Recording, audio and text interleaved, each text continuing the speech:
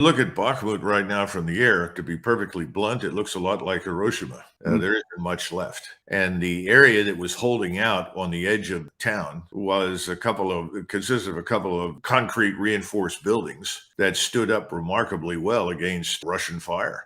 The other problem the Russians had is the fear that there were Russian civilians in the basements because the Ukrainians had forced Russian civilians into the basements. Remember, these people that are living in eastern Ukraine are really Russians. And the Ukrainians had always had trouble with Russian citizens there living in Ukraine during the war, effectively informing the Russians as to what they were doing. The Ukrainian forces had the habit of shoving civilians into the basement, keeping them under guard. And so there was a fear on the Russian side that if they went in and just obliterated the buildings, that they would end up killing an unknown number of Russians in the basement that they obviously weren't interested in killing.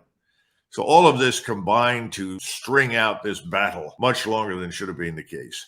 98% of Bakhmut has been under Russian control now for months. This is the last portion. It's now clear. And I think it's not an exaggeration to suggest that in many ways, the Russian high command turned Bakhmut into the graveyard of the Ukrainian army.